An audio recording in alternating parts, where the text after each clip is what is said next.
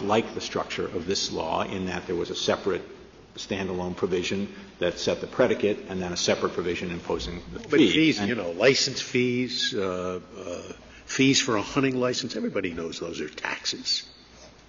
I mean, I don't think there's as much of a difference between a fee and a tax as there is between a penalty and a tax. And I think in terms of the tax power, I think it's useful to separate this into two questions. One is a question of characterization. Can this be characterized as a tax? And the second, is it a constitutional exercise of the power? With respect to the question of characterization, this is in the Internal Revenue Code. It is administered by the IRS. It is paid on your Form 1040 on April 15th. But yesterday you told me you listed a number of penalties that are enforced through the tax code that are not taxes, and they're not penalties related to taxes. They may still be exercises of the taxing power, Justice Ginsburg, as this is.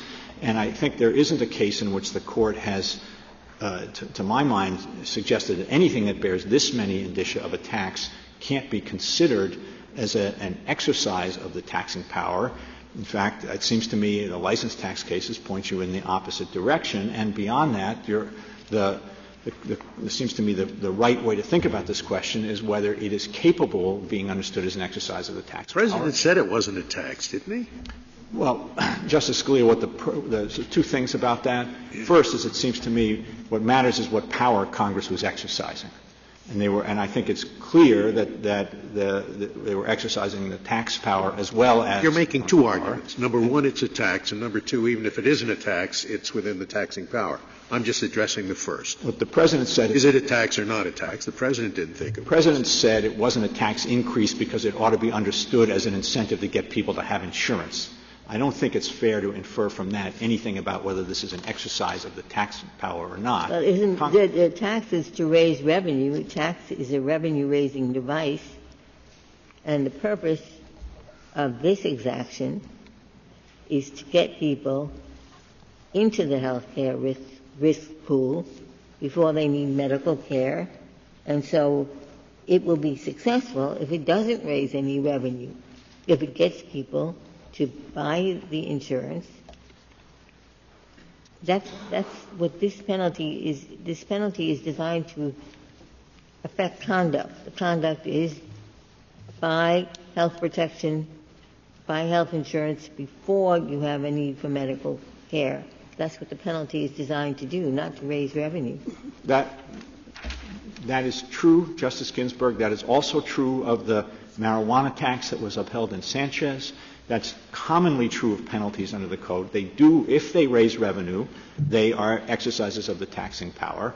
But their purpose is not to raise revenue. Their purpose is to discourage behavior. The mortgage deduction works that way. When the mortgage deduction it's clearly an exercise of the taxing power. When it's successful, it raises less revenue for the federal government. It's still an exercise of the taxing power. So I suppose, though, General, one question is whether the determined efforts of Congress not to refer to this as a tax make a difference. I mean, you're suggesting we should just look to the practical operation, we shouldn't look at labels, and that seems right, except that here we have a case in which Congress determinedly said this is not a tax. And the question is, why should that be irrelevant? I don't think that that's a fair characterization of the actions of Congress here, Justice Kagan. On the December 23rd, a point of constitutional order was called too, in fact, with respect to this law. The floor sponsor, Senator Baucus, defended it as an exercise of the taxing power in his response to the point of order. The Senate voted 60-39 on that proposition. The legislative history is replete with members of Congress explaining that this law is constitutional as an exercise of the taxing power. It was attacked as a tax by its opponents. So I don't think this is a situation where you can say that Congress was avoiding any mention of the tax power. It would be one thing if Congress explicitly disavowed an exercise of the tax power, but given that it hasn't done so, it seems to me that not only is it fair to read this as an exercise of the tax power, but this Court has got an obligation to construe it as an exercise of the tax power if it can be upheld on that basis. Well, why didn't Congress call it a tax then? Well, you're telling me they thought of it as a tax, they defended it on the tax power, Why didn't they say it was a tax? They might have thought, Your Honor, that calling it a penalty as they did would make it more effective in accomplishing its objectives, but it is in the Internal Revenue Code. It is collected by the IRS on April 15th. I don't think this is a situation in which you can say. Well, that's the reason. They thought it might be more effective if they called it a penalty. Well, there's nothing that I know of that illuminates that. General, certainly. the problem goes back to the limiting principle. Is this simply anything that raises revenue Congress can do? No. There's certainly so there has to be a limiting under the principle taxing power. And I think, of course, the Constitution imposes some. It's got to be uniform. It can't be tax on exports. If it's a direct tax, it's got to be apportioned. Beyond that, the limiting principle that the Court has identified from Drexel Furniture to Kurth Ranch is that it can't be punishment, punitive, in the guise of a tax. And there are three factors the Court has identified to look at that. The first is the sanction and how disproportionate it is to the conduct. The second is whether there's scienter, and the third is whether there's an administrative apparatus out there to enforce the tax. Now, in Bailey against Drexel Furniture, for example, the tax was 10% of the company's profits, even if they had only one child laborer for one day. There was a scienter requirement, and it was enforced by the Department of Labor. It wasn't just collected by the Internal Revenue Service. Here, you don't have any of those things. The penalty is calculated to be no more than, at most, the equivalent of what one would have paid for insurance that you've foregone. There's no scienter requirement. There's no enforcement apparatus out there. So can the mandate be viewed as a tax if it does impose a requirement on people who are not subject to the penalty or the tax? I think it could, for the reasons I discussed yesterday. I don't think it can or should be read that way. But if there's any doubt about that, Your Honor, if it is the view of the Court that it can't be, then I think the right way to handle this case is by analogy to New York against the United States, in which the Court read the shall provision, shall handle low-level radioactive waste, as setting the predicate, and then the other provisions were merely incentives to get the predicate met. So you're saying that all the discussion we had earlier about how this is one big uniform scheme in the Commerce Clause, blah, blah, blah, blah, it really doesn't matter. This is a tax, and the federal government could simply have said, without all of the rest of this legislation, could simply have said, everybody who doesn't buy health insurance at a certain age will be taxed so much money, right? It used its powers together to solve the problem of the market not providing. But you didn't need that. You didn't need that. If it's a tax, it's only raising money is enough. It is justifiable under its tax power. If I may reserve the balance of my time. Thank you, General. We'll take a pause for a minute or so, Mr. Clement. Let's see.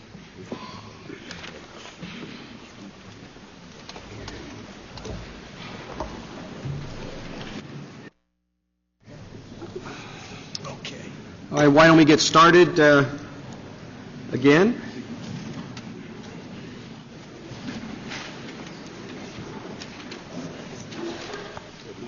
Mr. Clement.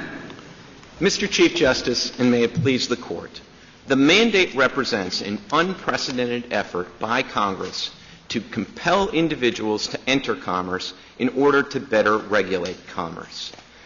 The Commerce Clause gives Congress the power to regulate existing commerce. It does not give Congress the far greater power to compel people to enter commerce, to create commerce essentially in the first place.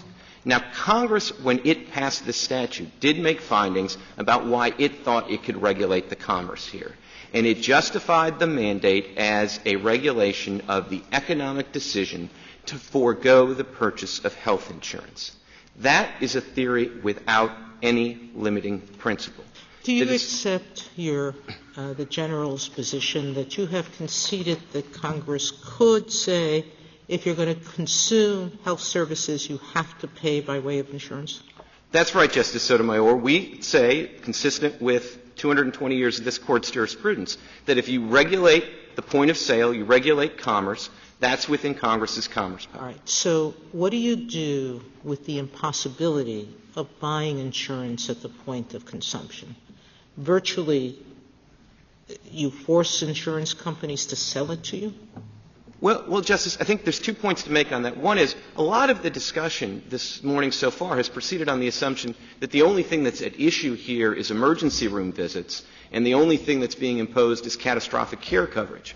But as the Chief Justice indicated earlier, a lot of the insurance that's being covered is for ordinary preventive care, ordinary office visits, and those are the kind of things that one can predict. So there's a big part of the market that's regulated here that wouldn't pose the problem that you're suggesting. But even as to emergency room visits, it certainly would be possible to regulate at that point. You could simply say, through some sort of mandate on the insurance companies, you have to provide people that come in. This will be a high-risk pool, and maybe you'll have to share it amongst yourself or something. But people simply have to sign up at that point, and that would be regulating at the point of sale. Well, Mr. Clement, now it seems as though you're just talking about a matter of timing, that Congress can regulate the transaction, and the question is, when does it make best sense to regulate that transaction? And Congress surely has it within its authority to decide, rather than at the point of sale, given an insurance-based mechanism, it makes sense to regulate it earlier. It's just a matter of timing. Well, Justice Kagan, we don't think it's a matter of timing alone, and we think it has very significant substantive effects. Because if Congress tried to regulate at the point of sale, the one group that it wouldn't capture at all are the people who don't want to purchase health insurance and also have no plans of using health care services in the near term. And Congress very much wanted to capture those people. I mean, those people are essentially the golden geese that pay for the entire lowering of the premium. Is the government's argument this, and maybe I won't state it accurately, it is true that the non-insured young adult is, in fact, an actuarial reality insofar as our allocation of health services, insofar as the way health insurance companies figure risks. That person who's sitting at home in his or her living room doing nothing is an actuarial reality that can and must be measured for health service purposes. Is that their argument?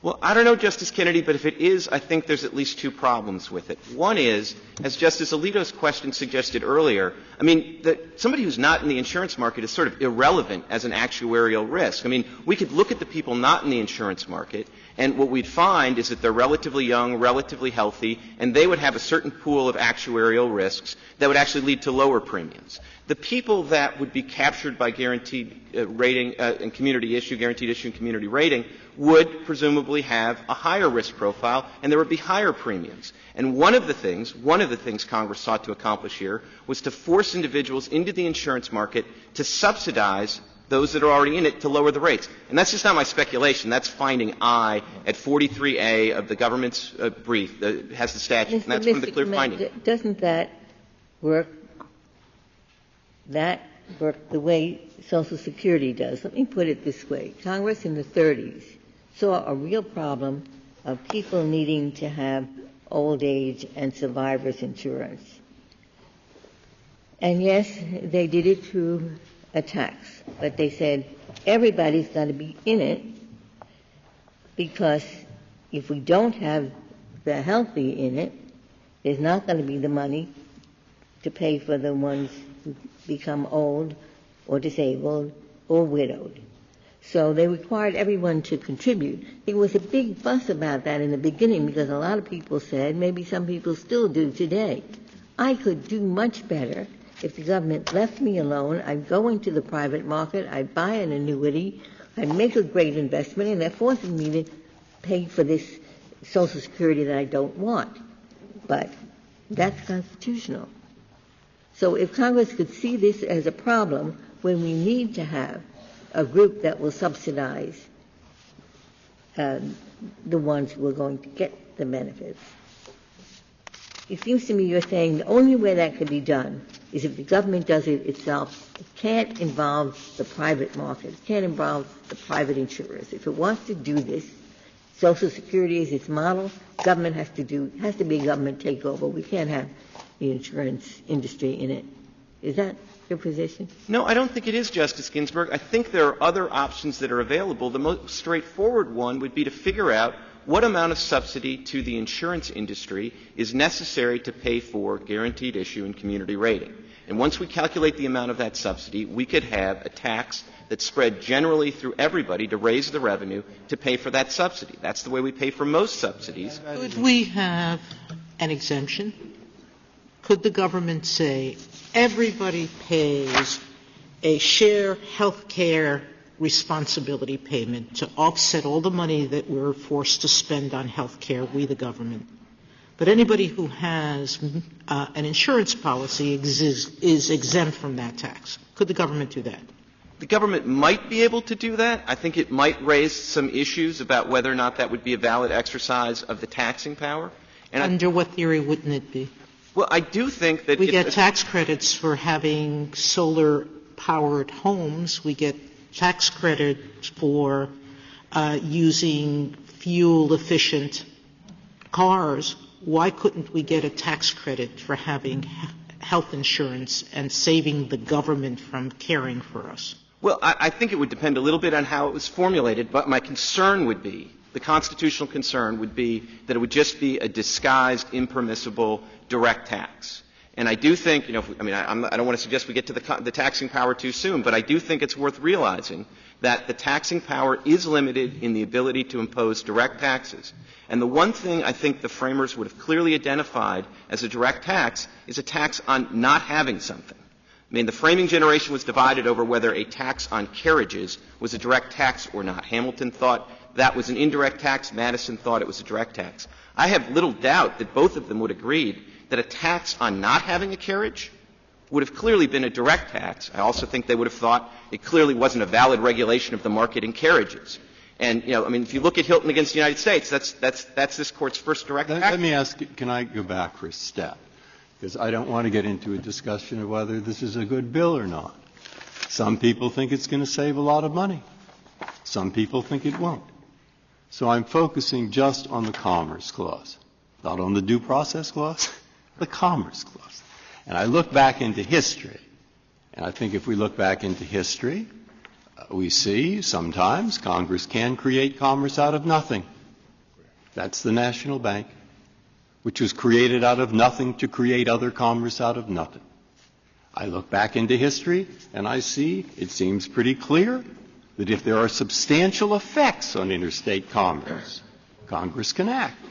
And I look at the person who's growing marijuana in her house, or I look at the farmer who's growing wheat for home consumption. This seems to have more substantial effects. Is this commerce? Well, it seems to me more commerce than marijuana. Is it, in fact, regulation? Well, why not? If creating the bank is, why isn't this? And then you say, but one thing here out of all those things is different. And that is you're making somebody do something. I say, hey, can't Congress make people drive faster than 40 miles an hour on a road? Didn't they make that man in growing his own wheat go out into the market and buy other wheat for his cows? Didn't they make if she married somebody who had marijuana in her basement, wouldn't she have to go and get rid of it? Affirmative action? Where does this distinction come from? It sounds like sometimes you can and sometimes you can't.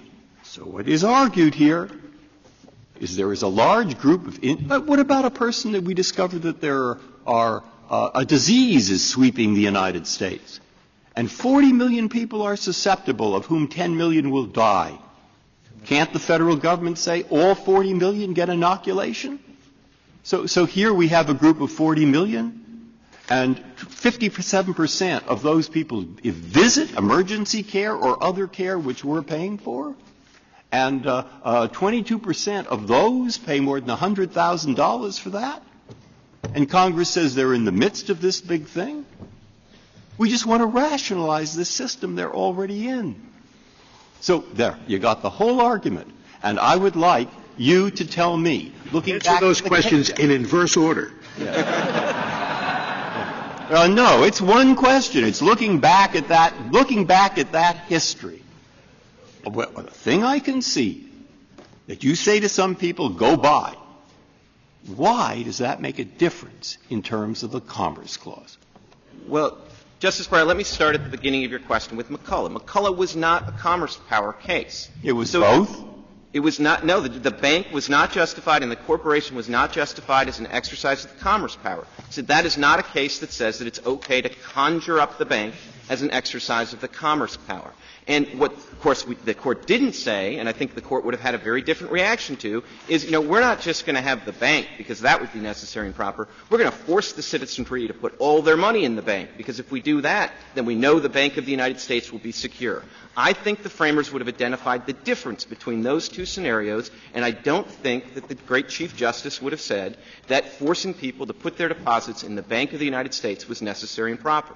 Now, if you look through all the cases you mentioned, I do not think you will find a case like this. And I think it's telling that you won't. I mean, the regulation of the wheat market in Wickard against Filburn, all this effort to address the supply side and what producers could do, what Congress was trying to do was support the price of wheat. It would have been much more efficient to just make everybody in America buy 10 loaves of bread. That would have had a much more direct effect on the price of wheat in the prevailing market. But we didn't do that. We didn't say, when we had problems in the automobile industry, that we're not just going to give you incentives, not just cash for clunkers. We're going to actually have everybody over $100,000 has to buy a new car. Well, Mr. Clement, the key to the government's argument to the contrary is that everybody is in this market. It's all right to regulate Wickard against Filburn because that's a particular market in which the farmer had been participating. Everybody is in this market, so that makes it very different than the market for cars or the other hypotheticals that you came up with. And all they're regulating is how you pay for it. Well, with respect, Mr. Chief Justice, I suppose the first thing you have to say is what market are we talking about? Because the government, this statute undeniably operates in the health care insurance market. And the government can't say that everybody's in that market. The whole problem is that everybody's not in that market, and they want to make everybody get into that. Well, doesn't that seem a little bit, Mr. Clement, cutting the baloney thin? I mean, health insurance exists only for the purpose of financing health care. The two are inextricably interlinked. We don't get insurance so that we can stare at our insurance certificate. We get it so that we can go and access health care. Well, Justice Kagan, I'm not sure that's right. I think what health insurance does and what all insurance does is it allows you to diversify risk. And so it's not just a matter of I'm paying now instead of paying later. That's credit. Insurance is different than credit. Insurance guarantees you an upfront, locked-in payment, and you won't have to pay any more than that, even if you incur much greater expenses. And in every other market that I know of for insurance, we let people basically make the decision whether they're relatively risk-averse, whether they're relatively non-risk-averse, and they can make the judgment. But we don't in car insurance, meaning we tell people buy car, not we, the states do, although I'll ask you the question, do you think that if some states decided not to impose an insurance requirement, that the federal government would be without power to legislate and require every individual to buy car insurance? Well, Justice Sotomayor, let me say this, which is to say, you're right in the first point to say that it's the states that do it, which makes it different right there. But it's also that goes back to the substantive due process question. Is this a Lochner-era argument that only the states can do this, even though it affects commerce? Cars indisputably affect commerce.